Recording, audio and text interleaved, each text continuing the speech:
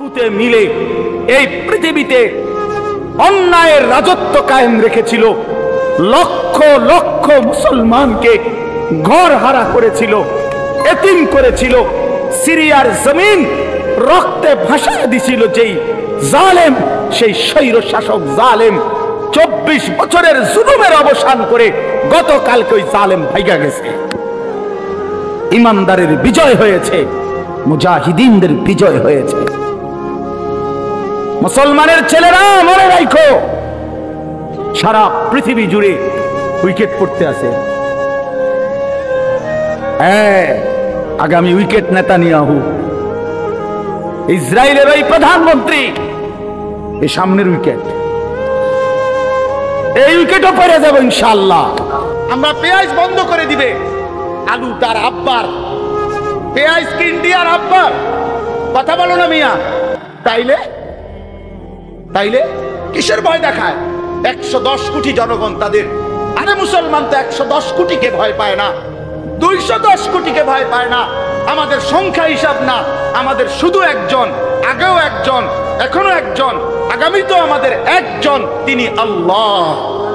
তিনি কে? বলো যুবক, আরো জোরে বলো যুবক, দাঁড়াও বলো নওজোয়ান, দাঁড়াও জওয়ান, ওঠো নওজোয়ান, দাঁড়াও জওয়ান, দাঁড়াও জওয়ান, জাগো নওজোয়ান, ওঠো নওজোয়ান, হিম্মত করো নওজোয়ান, তাকবীর বলো জওয়ান, তাকবীর বলো জওয়ান, জোর সে বলো জওয়ান। ইসলামের শত্রুরা, ইসলামের শত্রুরা, ইসলামের শত্রুরা,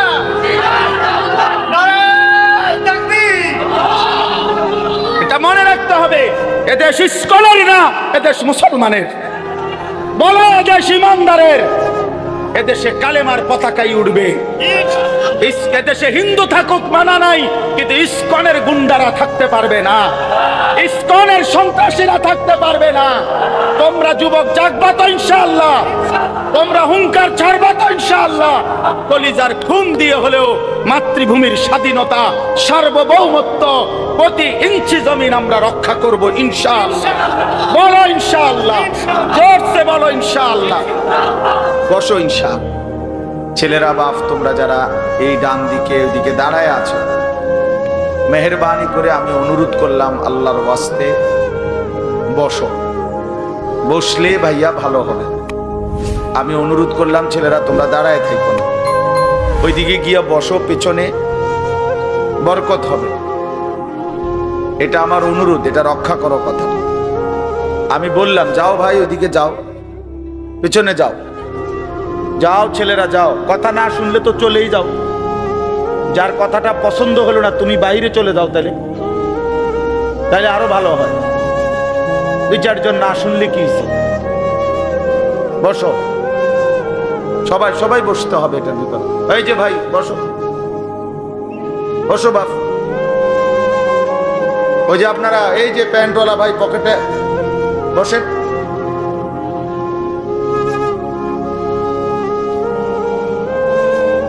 একটা ছোট্ট কথা আগে বুঝছেন, সবাই বুঝতে ভালো। কোরআনুল কারীমের মধ্যে আছে, হযরত মুসা আলাইহিস সালামকে আল্লাহ তাআলা প্রথম যখন তুর পাহাড়ে, আমরা সবাই জানি যে আল্লাহ তাআলা মুসা আলাইহিস সালামের সাথে তুর পাহাড়ে কথা বলছেন বহুবার, মানে ওয়াহী নাজিল করছে। আল্লাহর কথা মানেই ওয়াহী। প্রথমবার যখন মুসা আলাইহিস সালাম তুর পাহাড়ের ওই টিলাতে উঠলেন, তো সেখানে আল্লাহ তাআলা স্পষ্ট কোরআন শরীফে আছে, আল্লাহ তাআলা প্রথমেই বলে দিয়েছেন, ইন্নী আনা রব্বুক ফাখলা'না আলাইক। মুসা, আমি তোমার রব, আমি তোমার মহান মালিক আল্লাহ। তুমি ফাখলা'না আলাইকা, তোমার 2টা জুতা খুলে ফেলো, 2টা জুতা খুলে ফেলো। আনা আখতারতুকা, আমি তোমাকে নির্বাচিত করেছি। ফাসতামি' লিমা ইউহা, অতএব আমি যা ওয়াহী নাজিল করতেছি, বলতেছি, তা মনোযোগ দিয়ে শোনো।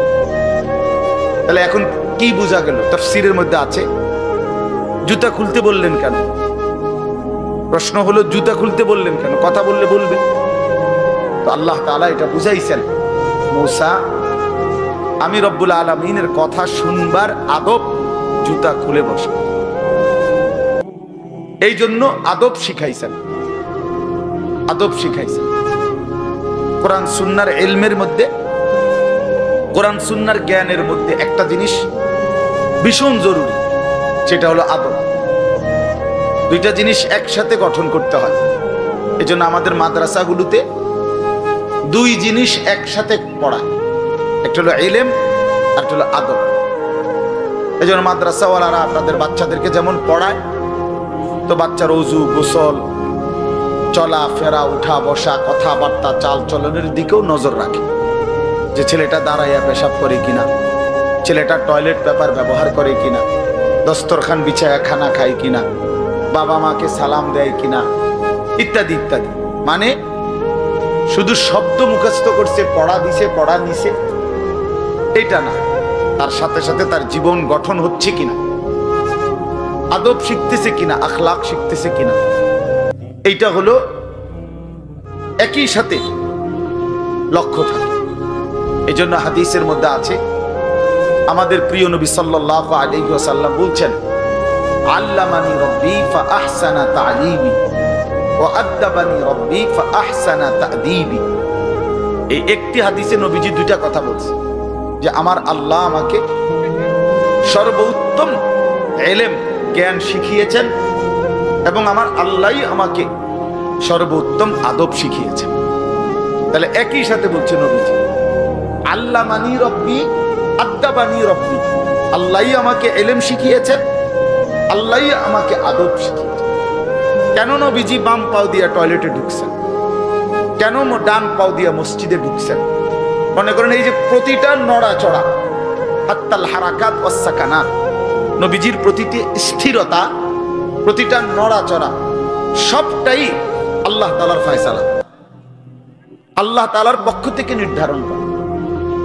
তিনি সাহাবীদের সাথে পরামর্শ করছে, অথবা নিজে নিজে ভাবছে যে কেমনে শুইলে ভালো হয়, কেমনে হাঁটলে ভালো হয়, না না, আল্লাহ তাআলার পক্ষ থেকে নির্ধারণ করে দেওয়া। এই জন্য বাপ, এটা জরুরি বিষয়। এটা আল্লাহর কোরআনের মজলিস, বরকতময় মজলিস। এখানে জুতা খুলে আল্লাহর কথা শুনলে বরকত হবে, এটা আদব। সবাই যারা মুসা আলাইহিস সালামের ওই ঘটনাটা জানে, কোরআন শরীফে স্পষ্ট আছে যে তখন প্রচন্ড ঠান্ডা ছিল, ভীষণ ঠান্ডা, কুয়াশা, নিচে বরফ। মুসা আলাইহিস সালামের স্ত্রী, ওই যে শুআইব আলাইহিস সালামের মেয়ে, যাকে তিনি 10 বছর পরে বিয়ে করে আনতেছিলেন, উনি প্রচন্ড শীতে কাঁপতেছিল। এই সময় মুসা আলাইহিস সালাম একটু আগুনের তালাশে তুর পাহাড়ের ওই টিলার মধ্যে উঠছিলেন। স্ত্রীকে বলছে, ইন্নী আনাস্তু নারা, আমি একটু আগুন তালাশ করে আনি, যদি আগুনটা আনতে পারি তাহলে আগুনের মধ্যে যদি তোমার শরীরে একটু সেঁক দাও, তাহলে গরমটা আর শীতটা একটু কম লাগে। মানে সে শীতকালে আগুন দিয়ে আগের দিনে খুব ছিল, তাহলে বোঝা গেল এত ঠান্ডা, এত প্রচন্ড শীতে যে কাঁপতেছে। এরপরেও আল্লাহ তাআলা বললেন, আগে জুতা খোলো। অথচ এই ঠান্ডার মধ্যে জুতা না খুললে ভালো ছিল, কিন্তু এরপরও আল্লাহর কথা শুনবার আদব, জুতা খুলে শোনা। হাদিসের মধ্যে কথা স্পষ্ট আছে, আল্লাহর নবী সাল্লাল্লাহু আলাইহি ওয়াসাল্লাম কখনোই খাবার জুতা পরিহিত অবস্থায় খাইতেন না। জুতা পায়ে কখনোই তিনি খাবার খাইতেন, বরং জুতা খুলে পিঠ সোজা রাইখা, মাথা নিচের দিকে নোয়াইয়া, দুই হাঁটু উপরের দিকে তুলে বিনয়ের সাথে আল্লাহর নবী সাল্লাল্লাহু আলাইহি ওয়াসাল্লাম খাবার গ্রহণ করতেন। নবীজি নিজে বলতেন, আকুলু কামা ইয়াকুলুল আবদ, একজন গোলাম তার মনিবের সামনে যেরকম বিনয়ের সাথে খানা খায়, আমি আমার মহান আল্লাহ পাকের সামনে এভাবে খানা খাই। ভাইয়া, আদব, আদব অনেক বড় জিনিস। আল আদাবু খাইরুন কুল্লু, আদব পুরাটাই কল্যাণ। রাসূলুল্লাহ সাল্লাল্লাহু আলাইহি ওয়াসাল্লাম বলছেন, মা নাহালা ওয়ালিদুন ওয়ালাদাহু মিন নুহলিন মিন আদাবিন হাসান। তোমরা তো বাংলাটা বুঝলা না, জুতা যেহেতু খুলবা না ভাই, তো বাইরে চলে যাও।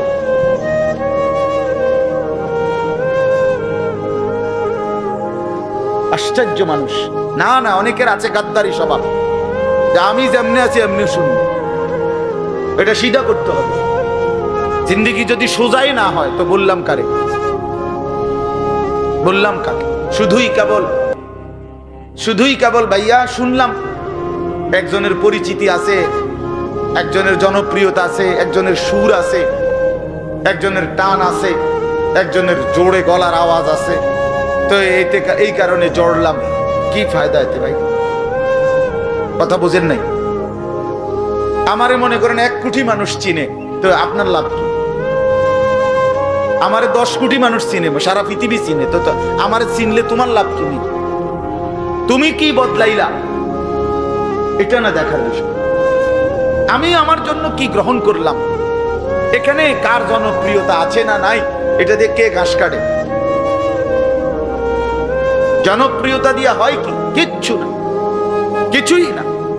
পৃথিবীর জনপ্রিয় অজনপ্রিয় সব মানুষই ভাত খায়, তো আর জনপ্রিয়তার আলাদা ভ্যালু কি? ঘুম যায়, পেশাব পায়খানা করে, তো আর এনে কি আহামরি? কি এটা? কিচ্ছু না, এটা ধোঁকা ছাড়া আর কিচ্ছু না, ধোঁকা। এই জন্য ভাই আমি আবারও অনুরোধ করছি, তোমরা কষ্ট পাইও না, প্যান্ডেলের ভিতরে দাঁড়াইও না। আমি অনুরোধ করলাম কমপক্ষে প্যান্ডেলের ভিতরে ভাই মাহফিলের যেই যুব সমাজরা আয়োজন করছো ভাই, তোমাদের কাছে অনুরোধ আমার, তোমরা কয়েকজন কমপক্ষে স্বেচ্ছাসেবকের দায়িত্ব পালন করো। যারাই দাঁড়িয়ে আছে তাদেরকে বসতে বলো। এটা ভালো, আজকের জন্য না, সব সময়ের জন্য। হাদিসের মধ্যে আছে হযরত জিবরাইল আলাইহিস সালাম নবীজি সাল্লাল্লাহু আলাইহি সাল্লামের কাছে, শুনতেছেন আপনারা? নবীজির কাছে যখন হযরত জিবরাইল মানুষের আকৃতিতে আসতেন, জিবরাইল আলাইহিস সালাম কখনো কখনো তার মূল আকৃতিতে অদৃশ্যভাবে ওহী নাজিল করতেন, কোরআন। আবার কখনো কখনো মানুষের সুরত ধরেও নবীজির সামনে আসতেন। হাদিসে কথা স্পষ্ট আছে যে যখনই জিবরাইল মানুষের আকৃতিতে নবীজির কাছে আসতেন, তো নবীজির সামনে এসে আদবের সাথে বসতেন। কিভাবে বসতেন? হাদিসের এই শব্দটা পর্যন্ত আছে, ফাসনাদা রুকবাতাইহি ইলা রুকবাতাইহি। মনে করেন নবীজি এদিকে ফিরা, তো জিবরাইল ওইদিকে মুখোমুখি বসতেন, এভাবে যে উভয়ের হাঁটু বরাবর, বুক বরাবর, চোখ বরাবর, এইভাবে মনোযোগ দিয়ে জিবরাইল আলাইহিস সালাম নবী সাল্লাল্লাহু আলাইহি সাল্লামের সামনে বসতেন। এরপরে তিনি বিভিন্ন বিষয় বলতেন, শুনতেন, নবীজির সাথে কথা বলতেন। তাইলে আদব এটা। আল্লাহর কোরআনের সামনে, রাসূলুল্লাহ সাল্লাল্লাহু আলাইহি সাল্লামের হাদিসের সামনে সর্বোচ্চ আদবের সাথে বসতে হয়, সর্বোচ্চ। এটা বসা, এটাই নিয়ম। হাদিসের মধ্যে আছে, আরো শুনাই আমি, হাদিসের মধ্যে আছে, হাদিসে কুদসি, কোন নেককার বান্দারা যখন আল্লাহর জিকির, আল্লাহর তেলাওয়াত, আল্লাহর কথা শুনবার জন্য, বসবার জন্য, বলার জন্য বসে, তো পুরা মজমা যখন শেষ হয়, তো আল্লাহ ফেরেশতাদেরকে জিজ্ঞেস করে যে আমার এই বান্দাদেরকে কি পুরস্কার দেওয়া যায়? তো তারা বলে, মহান আল্লাহ, আপনার ইচ্ছা। তো আল্লাহ তাআলা বলেন, শুনো, আমার এই প্রিয় বান্দাদের মজলিস যারা বসলো, আমি তাদের সকলকে মাফ করে দিলাম। তো ফেরেশতারা বলে, আল্লাহ, এখানে এমন লোকও আছে যে এমনি আসছিল, দ্বীনি উদ্দেশ্যে আসে নাই, আপনার কথা শুনতে আসে নাই, এমনি বইছিল আর কি, ইন্নামা জাআ লিহাজাতিন, ব্যক্তিগত কোনো উদ্দেশ্যে আসছে, তাকেও মাফ করে দিবেন। তখন আল্লাহ তাআলা বলেন হাদিসে কুদসি, হুমুল কওমু লা ইয়াশকা বিহিম জালিসুহুম, এই শব্দটা বুঝাইতে চাই। আল্লাহ তাআলা তখন বলেন, আমার প্রিয় বান্দাদের মজলিস, কিছু বলবেন? বসেন।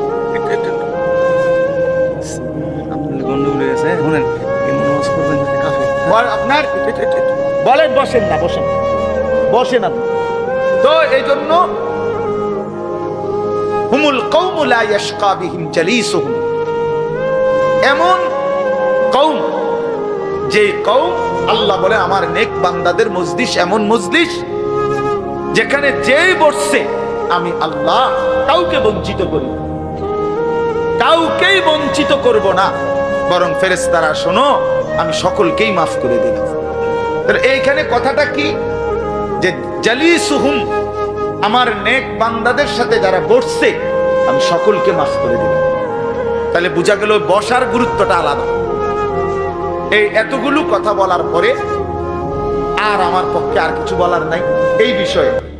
কোরআন সুন্নাহর আলোকে বললাম, এরপরে কোনো বদনসিব যদি নাই বসে তার কি করার আছে? তার কি মাথার বাড়ি দেওয়া যাবে? কথা বুঝছেন না? কাজেই এরপরে কোনো দুর্ভাগা না বসলে ঠিক আছে। ইসরাফিলের ফু যেদিন দিবে সেদিনও বহু মানুষ গাফেল থাকে। হাদিসে আছে ইসরাফিলের ফু হবে, পৃথিবীতে ভূমিকম্প শুরু হবে, জমিন কাঁপতে শুরু করবে, আসমান ভাঙতে শুরু করবে, তখনও গাফলতের মধ্যে বহু মানুষ থাকে। এই অবস্থাতেই মৃত্যু হবে, এই অবস্থাতেই হাসর হবে। কাজেই গাফেল থাকবেই, গাফেল থাকবেই। এই জন্য আল্লাহ তাআলা আমাদের প্রত্যেককে আল্লাহর কথা, কোরআন সুন্নাহর কথা মনোযোগ দিয়ে আন্তরিকতা নিয়ে শুনবার তৌফিক দান করেন। এবার আর একটা কথা, ছোট্ট কথা, সেটা হলো ভাই, মেহেরবানি করে প্রত্যেকে এই যাদের হাতে মোবাইল, এই হাতে ধরা এই মোবাইলগুলো নামায় ফেল। আল্লাহর ওয়াস্তে আমার এই কথাটা রাখো, ভালো হবে। আমি তোমাদের কল্যাণের জন্য বললাম। আল্লাহর ওয়াস্তে এই হাতের মোবাইলটা অল্প একটু সময়ের জন্য আমি অনুরোধ করলাম, এটা নামাইয়া এটা বন্ধ করে দাও। এমনি শোনো, চেহারার দিকে তাকাইয়া শুনলে দোস্ত ভালো হবে, মনোযোগ বাড়বে, দিলে কথা জমে। শুধু মোবাইলটা ধরে রাখলে একটা বড় সমস্যা হলো নিজের অন্তরের মধ্যে যেখানে থাকে এটা যে আমার মোবাইলে উঠতেছে কিনা, সেই জন্য সারাক্ষণ নজর এটার দিকে। আর একটা মনোবিজ্ঞানীদের একটা কথা হলো, মানুষের অন্তর একসাথে দুই জিনিস ভাবতে পারে না। এটা একটা কি পরীক্ষিত কথা, দিলে একই মুহূর্তে দুই জিনিস ভাবে না। এটা রাইখে তোমার আরেকটা বাধ্য। তাহলে এখন যেহেতু তোমার ফিকিরে মনোযোগ মোবাইলটাতে উঠতেছে কিনা ঠিক মতো, তাহলে আর নিজের জন্য কিছু গ্রহণ হবে না। মোবাইলে উঠছে ঠিক আছে, সুন্দর, আওয়াজও ক্লিয়ার হয়েছে, পুরা বয়ানটাও উঠছে, তো এরকম তো ওয়াজ লাখ লাখ আছে মোবাইল। তো নিজের জন্য কি হলো? আমার দিলের জন্য আমি কি নিলাম? আমার নিজের জন্য আমি কি নিলাম? এই জন্য দোস্ত, এটা জরুরি বিষয়, এটা গুরুত্বপূর্ণ বিষয় যে নিজের জন্য গ্রহণ করা। তু আগার মেরা নিহি বানতা না বান, আপনা তো বান। ভারতীয় উপমহাদেশের একজন বিখ্যাত বুজুর্গ বলছেন, সৈয়দ আবুল হাসান আলী নদভী রহমতুল্লাহ আলাইহি, হে যুবক, যদি তুমি মানুষের কল্যাণ, সমাজের কল্যাণ, কারো কোনো উপকার যদি করতে নাও পারো, আপনা তো বান, নিজের ভালোটুকু তো করো, নিজের কল্যাণটা তো কমপক্ষে ভাবো, নিজেরে কমপক্ষে সুন্দর বানাও। আমি কে? আমি কোত্থেকে আসলাম? আমারে কে বানাইলো? আমি কোত্থেকে আসলাম? কেন বানাইলেন? আমি ফিরে যাব কোথায়? প্রতিনিয়ত দোস্ত, বন্ধু আমার, বাপ আমার, যে মানুষগুলো কবরে চলে যায়, তাদেরকে কে নিয়ে যাচ্ছে? কেউ তো নিজের থেকে মরতে চায় না, আত্মীয় স্বজনও তো কারো মৃত্যু চায় না, কিন্তু একজন অদৃশ্য মালিক নিয়ে যাচ্ছে। কেন নিয়ে যায়? কেন নিয়ে যাচ্ছেন? কোথায় নিয়ে যাচ্ছেন? এই জন্য প্রিয় বন্ধু, বাপ, এটা আমাদের ভাবা উচিত। এতটুকু যে আমি নিজের কমপক্ষে ভাবি, আপনার তো বান। কোরআনুল কারীমে আল্লাহ বলছে, ইয়া আইয়ুহাল্লাযীনা আমানু আলাইকুম আনফুসাকুম, হে ঈমানদারগণ, মুমিনগণ, তোমরা নিজেকে নিয়ে নিজেকে সাজাও, গড়ো। আলাইকুম আনফুসাকুম, নিজেকে মজবুত করে ধরো, নিজের ভালোটুকু করো, নিজের সৌন্দর্যটুকু বোঝো। কোরআনুল কারীমে আল্লাহ বলছে, ভাইয়া ওয়ালা তুলকু বিআইদিকুম ইলা তাহলুকা, হে আমার বান্দা, নিজেকে নিজে ধ্বংস করে দিও না, নিজেকে নিজে বরবাদ করে দিও না। একটা মোটর সাইকেল, অনেক ছেলে পেলে, আমি প্রায় সময় বলি, আমার এতটা মায়া লাগে যে হায়, নিজে একটা মোটর সাইকেল এইভাবে চালায়, মনে হয় একটা কুত্তাও এইভাবে দৌড়ায়, এত দ্রুত গতি। আহা সন্তান, অ্যাক্সিডেন্ট করলে তো তোমারই পাওটা ভাঙ্গা যাবে, অ্যাক্সিডেন্ট করলে তোমার মাথাটা ফাইটা যাবে, অ্যাক্সিডেন্ট করলে তুমি তো রক্তাক্ত হয়ে যাবে। এতটুকু ভালো যদি না বুঝে এই পাগল, এই মাতাল কি পরিমাণ মাতাল, এ কি পরিমাণ মাতাল। খুব জোরে চালাইলে মানুষে দেখবো, মানুষে দেখতে দেখতে তো তুমি গেছো গা, তো কি দেখতো মানুষ, এটা দেখবো কি? তা তুমি দেখবার আগে তো তুমি তো দৌড় দিছো কুত্তার মতো, তো তোমার কি তা চাইতো মানুষ, কি দেখবো? এটা এটা দেখার কি আছে? এটা আস্তাগফিরুল্লাহ, আস্তাগফিরুল্লাহ। এরকম অসংখ্য বিষয় আছে যে তুমি যদি মনে করো দিবানিশি চরিত্রহীনতার মধ্যে ডুবে গেলা, উলঙ্গ ছবি, নর্তকীর নাচ, জেনা, ব্যভিচারের দৃশ্য দেখলা সারা রাত সারা দিন মোবাইলে, প্রিয় বন্ধু আমার, ভাই আমার, তুমি একবার ইনসাফের সাথে ভাবো যে এর পরিণতিতে তোমার হালাত কি হবে। তোমার শরীর, তোমার যৌবন, তোমার যৌন শক্তি, তোমার যৌবনের সক্ষমতা, এটা যখন প্রয়োজনের মুহূর্তে হারায় যাবে, তুমি যখন ফকির হইবা, তুমি যখন ফকির হয়ে যাইবা, একদিন শরীরের সক্ষমতার অভাবে যখন ধুকে ধুকে কাঁদবা, দুনিয়া তো বেইজ্জতি, আখিরাত তো বেইজ্জতি, তো কি হবে সে? কে তোমার খবর নিবে? কে কার খবর নেয়? স্বার্থপর এই দুনিয়ায় কেউ কারো খবর নেয় না দোস্ত, এই স্বার্থপর দুনিয়ায় কেউ খবর নেয় না। তুমি যেদিন মরে যাবা, আমি যেদিন মরে যাব, সেদিনও পৃথিবীতে সূর্য উঠবে, চাঁদ উঠবে, এই গাড়ি চলবে, সিএনজি চলবে, অটো চলবে, দোকানপাট খুলবে, ব্যস্ত মানুষ, সব বাজার ব্যবসা ঠিকই চলবে, সব দৌড়াচ্ছে, শুধু আমি নিস্তব্ধ, শুধু আমি থেমে গেলাম। আমার হাত আর নড়ে না, পা আর নড়ে না, আমার আর চোখ খোলে না, আমার আর জিন্দেগির কোন স্পন্দন নাই। এরই নাম দুনিয়া, এরই নাম দুনিয়া। বিকাল বেলা যারা জানাজা পড়ছে, এই স্ত্রী ছেলে কাঁদছে সারাদিন বাপের জন্য, স্বামীর জন্য, এই মানুষগুলোই রাত্র 9টায় আবার পাশের বাড়ির থেকে রান্না করে আনছে, এরাই পেট ভরে ভাত খাইতেছে। এর নাম দুনিয়া, এর নাম দুনিয়া, এর নাম দুনিয়া। এই মানুষগুলো তো একদিন উপাস থাকলো না, আপন সন্তান, আপন স্ত্রী, তাহলে ধোকার এই দুনিয়া কার জন্য সাজাই? কার জন্য বলেন, বলেন কার জন্য? ইয়ালামুনা যাহিরাম মিনাল হায়াতিদ দুনিয়া ওয়া হুম আনিল আখিরাতি হুম গাফিলুন। আল্লাহ বলে, বান্দা দুনিয়ার জীবন তো খুব বুঝলা, কিন্তু আখিরাতের ব্যাপারে গাফিল হয়ে রইলা। আমার ছেলেরা, তোমরা বলো ভাই, তোমরা যারা খোদার 365 দিনে একটা বছরে কোনোদিন ফজরের নামাজ কোনোদিন পড়ো নাই, তোমার এই পরিণতি, তোমার এই গন্তব্য শেষ কোথায়? তুমি বলো ইনসাফের সাথে। তোমার বিবেককে, প্রিয় বন্ধু, 1 মিনিটের জন্য আমি তোমার বিবেককে বললাম, তুমি বলো সারাদিন যে উলঙ্গ ছবি দেখলা, সারা রাত যে নর্তকীর ছবি দেখলা, এরপরে তোমার গন্তব্য কোথায়? থামবা কোথায়? তুমি কোথায় গিয়ে থামবা? তোমার পরিণতি কি? তোমার টার্গেট কি? এই নাচ, এই গান, এই ছবি, এই জেনা, এই ব্যভিচার, এই মদ, এই জুয়া, এই ফেন্সিডিল, এই ইয়াবা, আরে নাফরমান, তোরে শেষ পর্যন্ত কোথায় গিয়ে থামাবে? তোরে একটা জানোয়ার ছাড়া, একটা কুকুর বিড়াল ছাড়া, একটা হাইওয়ান ছাড়া আর কিচ্ছু বানাবে না। তোরে একটা নর পশু বানায় দিবে। চরিত্রহীন মানুষ থাকে না, লম্পট কোনোদিন মানুষ হয় না। মদখোর, নেশাখোর, জুয়ারি, ফেন্সিখোর, বাবাখোর, ডাইলখোর, ইয়াবাখোর, কুট্টাখোর, হারামখোর, ওই মানুষ থাকে না, ওই জানোয়ার হয়ে যায়। জানোয়ার, জানোয়ার হয়ে যায় বেটা, জানোয়ার হয়ে যায়। যে কপাল সেজদা দেয় না, সেই কপাল, যে মানুষ মানুষ হয়ে সেজদা দেয় না, আল্লাহর কসম, আল্লাহ তাআলা কোরআনে বলছে, ইবলিস তুই সেজদা দিলি না, আজকের থেকে তুই শয়তান। এজন্য যে কপাল সেজদা দেয় না, সে মানুষ নয়, শয়তান। শয়তান বেটা, তুই বেটা শয়তান, শয়তান, এটা শয়তান। এর আগে কোনদিন ইবলিসকে শয়তান বলতো? কোন দিন থেকে বলছে? যেদিন থেকে সে সেজদা দেয় নাই। কথা বলেন না কেন? ইবলিসের আগে কি শয়তান আছিল?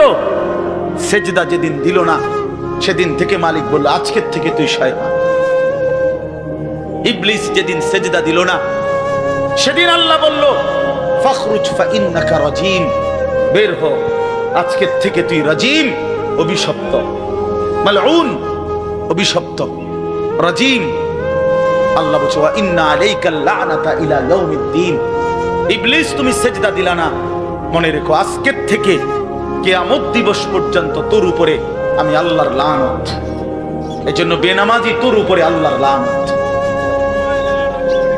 তোর উপরে আল্লাহর লানত, তোর উপরে খোদার কসম আল্লাহর লানত। যার উপরে সে সুখ পায় না, ওই মালিকের সাথে গাদ্দারি করে সুখ পেলে না।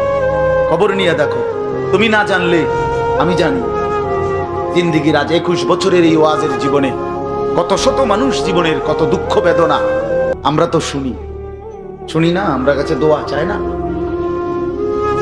কোন হারামখোর, কোন সুদখোর, কোন ঘুষখোর, কোন বেপরদা নারী, কোন বেহায়া নারী, কোন মদখোর জুয়ারি, কোন নারীর সাথে অবৈধ সম্পর্ক স্থাপনকারী পুরুষ কিংবা নারী, আল্লাহর কসম সুখে নাই, সুখ মিলে না, সুখ মিলে না। নোনা জলে তৃপ্তি হয় না। যে পানি লবণাক্ত ওই পানি তৃষ্ণা মিটায় না। অতএব গুনাহ তৃষ্ণা মিটায় না, গুনাহ কাউকে তৃপ্তি দিতে পারে না। আল্লাহর নাফরমানি কাউকে সুখ দিতে পারে না। বন্ধু, আল্লাহ কোরআনে বলছে ওয়াদারু যাহিরাল ইসমি ওয়া বাতিনা। আমার বান্দা প্রকাশ্য গুনাহ ছেড়ে দাও, গোপন গুনাহ ছেড়ে দাও। আল্লাহ বলছে ওয়ালা তাকরাবুল ফাওয়াহিশা মা যাহারা মিনহা ওয়া মা বাতান। আল্লাহ বলছে বান্দা প্রকাশ্যে কিংবা গোপনে কোন অশ্লীলতা, বেহায়াপনা, অসভ্যতার কাছেও যেও না। আল্লাহ বলছে ওয়ালা তাকরাবুজ জিনা। জিনা ব্যভিচারের কাছে, নারীর সাথে অবৈধ কোন রকম সম্পর্কে যেও না বান্দা। ইন্নাহু কানা ফাহিশা, এটা বড় বেশি অশ্লীলতা। ওয়াসাআ সাবিলা, এটা বড় মন্দ পথ। হায় যুবক, ভুল করে ওই নারীর ফাঁদে একদিন তোমার সে জাহান্নামে পৌঁছায়, একদিন তোমার কবরে পৌঁছায়। সে তোমারে সুখ দিবে না। চরিত্রহীন নারী সুখী হয় না। যার নিজের সুখ নাই তে তোমারে কি সুখ দিবে? সুখ দিবে কিভাবে? সিনেমার নর্তকী সুখ দিবে কিভাবে? সে নিজে তো সুখে নেই, সে তো সুখে নেই। এই জন্য এটা জরুরি। বাবাদেরকেও বলি, 60 বছরেও যারা গুনাহ ছাড়তে পারেন নাই, মনে রাখেন বাপ, এই কবর দেখা যায়, কবর দেখা যায়। চলেন এবার তরজমাটা শুনেন, তাইলেই আমার কথা শেষ। একটু দেখেন কোরআনুল কারীমের 30 নম্বর পারা 102 নম্বর সূরা। সূরাটার নাম আত-তাকাসুর। ছোট্ট একটা সূরা, 8টা আয়াত আমি তেলাওয়াত করছি। এই ছোট্ট সূরাটার তরজমা বলেই আমি আমার কথা শেষ করে ফেলবো ইনশাআল্লাহ। আল্লাহ তাআলা আমাদেরকে তৌফিক দান। এই সূরাটার একটা ছোট্ট প্রেক্ষাপট আছে, কেন নাজিল হলো। এটারে আরবিতে শানে নুজুল বলে। অর্থ হলো শানে নুজুল হলো কেন নাজিল হলো সূরাটা। রাসূলুল্লাহ সাল্লাল্লাহু আলাইহি ওয়াসাল্লামের জামানায় মক্কায় কুরাইশ বংশের লোকেরা, নবীজির বংশের নাম হলো কুরাইশ বংশ নাকি? এই কুরাইশ বংশের মধ্যে আবার ছোট ছোট গোত্র ছিল। এই ছোট গোত্র, মনে করেন আমার দাদা তো প্রথম, ধরে নিলাম আমগোই বাড়ি, মনে করেন আমার দাদা ছিল প্রথম, দাদা বাড়িটা বাঁধছে, কথার কথা। তো এখন আমার দাদার 4 ফুট, মানে আমার বাপ চাচারা 4 জন। তো আগে তো দাদার সাথে বাপ চাচারা 4 জন একসাথেই ছিল। তো দাদা মরে গেল, এখন বাপ চাচাদেরও সংসার বড় হয়ে গেল। ফলে এখন সবাই আবার আলগা আলগা আরো জায়গা জমি কিন্না ডাইনে বামে গদ্দুয়ার করছে, আরো বাড়িঘর বাড়ছে। এখন চাচার বাড়িও আলাদা নামে পরিচয়, জেডার বাড়িও আলাদা নামে পরিচয়, আমগো বাড়িটাও কি আলগা নামে পরিচয়, এমন আছে না? এই আর কি। তো প্রথমত তো বড় বংশটা পুরাটার নাম হলো কুরাইশ, কিন্তু এরপরে আবার এর অধীনে ধীরে ধীরে ছোট ছোট আরো গোত্র ছিল, আরো বংশ ছিল। এই যে ছোট বংশ যেগুলো ছিল, এরা প্রতিনিয়ত এদের একটা বদভ্যাস ছিল যে এরা নিজেদের মধ্যে অবসর পাইলেই নিজেদের ক্ষমতা, প্রভাব, প্রতিপত্তি, অর্থ সম্পদ, স্ত্রী পরিজন, সন্তানাদি, বংশধর, কার কদ্দুর কত বেশি দুনিয়া, এই নিয়ে নিজেদের মধ্যে বড়াই করত, প্রতিযোগিতা করত, তর্কাতর্কি করতো আর কি।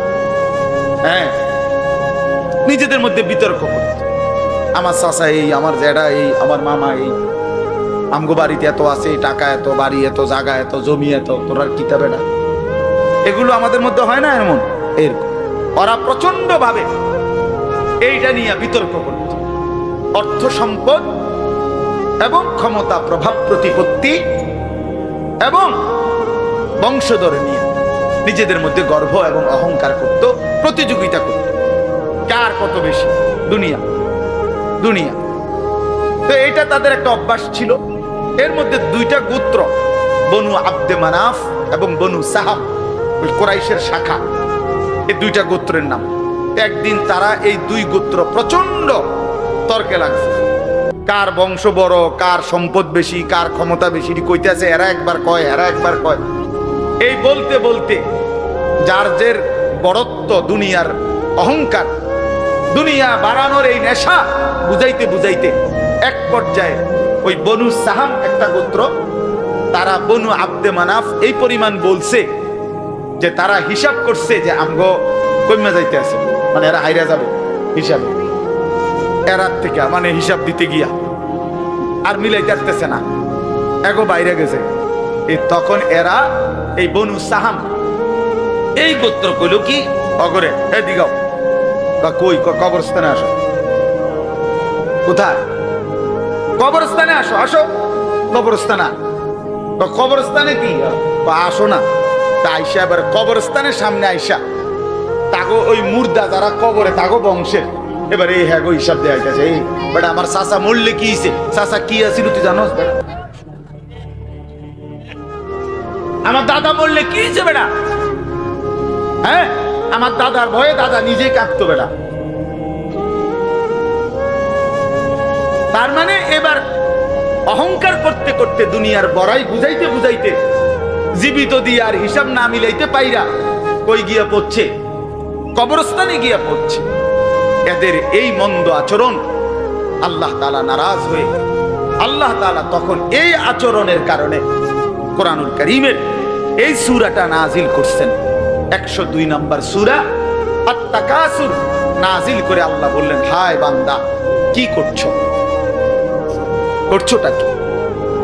এইনি কাজ ছিল, এইনি কথা ছিল তোমাদের। দুনিয়া বাড়ানোর নেশা, দুনিয়ার প্রতিযোগিতা, সম্পদ, বংশধর, এই গর্ব, এই বড়াই, এই হিসাব তোমাদেরকে ডুবাইয়া দিল, আখিরাত তো ভুলাইয়া দিল। এই তখন আল্লাহ তাআলা বলেন, কি বলেন শুনেন, আলহাকুমুত তাকাসুর। আলহাকুম এই শব্দের দুইটা অর্থ, শাগালাকুম ও আনসাকুম। আল্লাহ তাআলা বলেন, হায় আলহাকুম, তোমাদেরকে ব্যস্ত করে ফেললো দুনিয়া, আর আনসাকুম আল আখিরা, তোমাদেরকে আখিরাত ভুলাইয়া দিল। তোমরা কবর ভুলে গেলা, হাসর ভুলে গেলা, পরকালের হিসাব ভুলে গেলা, আখিরাত ভুলে গেলা, আর দুনিয়ার মধ্যে ডুবে গেলা। কি কারণে ডুবলা? কি কারণে আখিরাত ভুললা?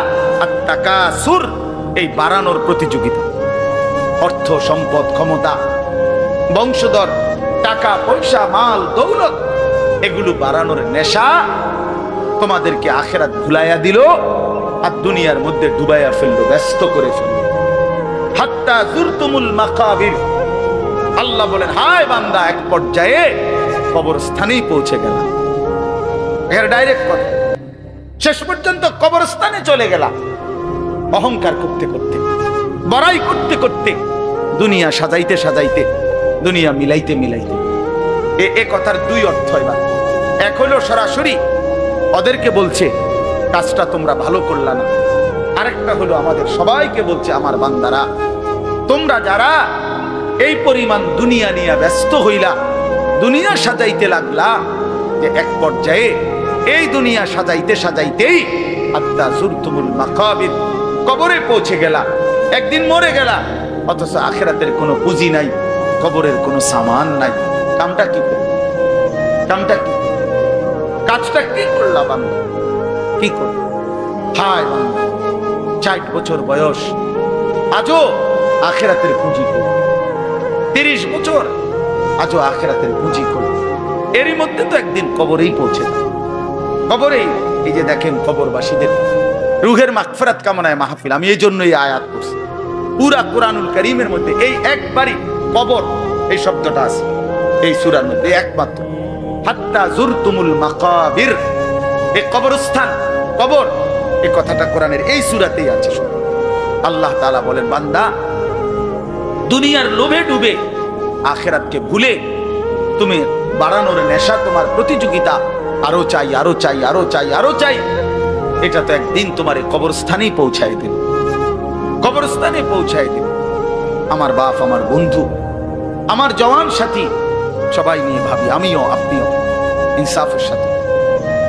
দুনিয়া আমারে কি পরিমাণ ব্যস্ত করে দিল। 60 বছরের বয়স্ক মানুষ, 70 বছরের বয়স্ক মানুষ, হিসাব শুধুই দুনিয়া, হিসাব করতেছে এখনো দুনিয়া। দুনিয়া মিলছে খুশি, দুনিয়া মিলে নাই খুশি। যখন দুনিয়া মোটামুটি ঘুষাইতে পারছে তৃপ্ত, আর দুনিয়া ঘুষাইতে পারে নাই অতৃপ্ত। অতৃপ্ত অসংখ্য মানুষকে শুনবেন দুনিয়া ঘুষায় ফেলছে। 3টা ছেলে বিদেশ পাঠাইছি হুজুর, 4টা মেয়ে বিয়ে দিছি, বাড়িতে একটা বিল্ডিং করছি, 4টা রুম, ভিতরে 2টা বাথরুম, আল্লাহর রহমতে রাস্তার লগে কুদ্দুর জায়গা কিনছি, ব্যাংকেও কিছু টাকা পয়সা জমছে, বাজার সদাই কইরা খাইয়া পইরা আল্লাহর রহমতে আমনগো দোয়ায় 10 জনের দোয়ায় ভালো আছে। খালাস, জিন্দেগি মিলে গেছে, জীবনের টার্গেট অর্জন হয়ে গেছে। চাচা চাচা তৃপ্ত, 60 বছরের বয়স্ক বাবা তৃপ্ত হয়ে গেছে, তার পৃথিবীতে আসার উদ্দেশ্য অর্জন হয়ে গেছে। পৃথিবীতে আসছিল ফোলাদ বিদেশ পাঠাইছে, পৃথিবীতে আসছিলেন মেয়ে বিয়ে দিতে, মেয়ে বিয়ে দিছে। দুনিয়ায় আসার 60 বছরের একটা টার্গেট ছিল, একটা বিল্ডিং করবে, বিল্ডিংটা হইছে আলহামদুলিল্লাহ। তো চাচা কবর, হাসরের ময়দান, ফুলসেরাত,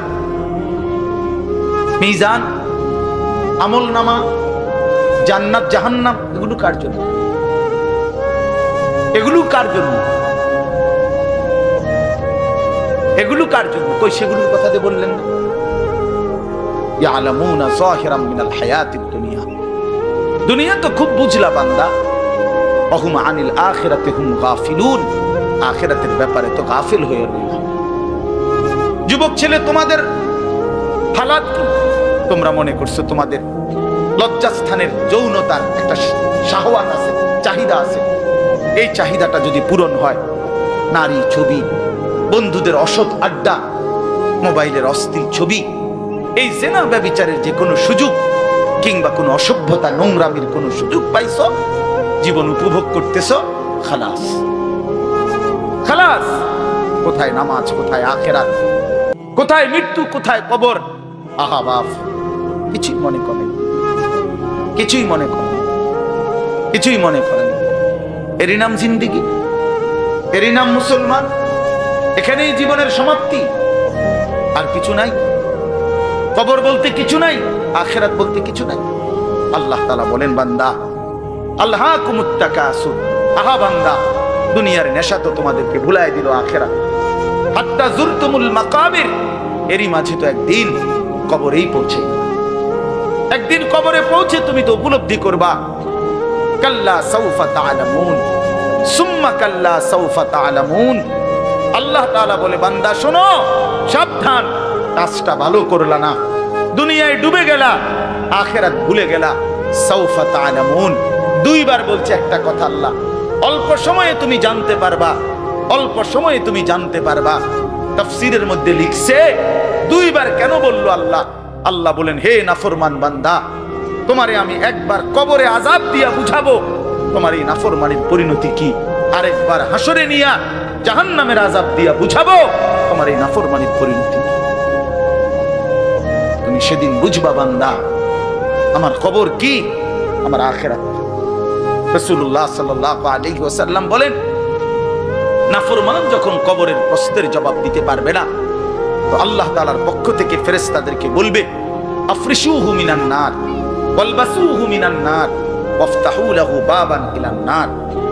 আমার বান্দার কবরের মধ্যে জাহান্নামের বিছানা বিছিয়ে দাও, জাহান্নামের পোশাক পরিয়ে দাও, জাহান্নাম বরাবর দরজা খুলে দাও।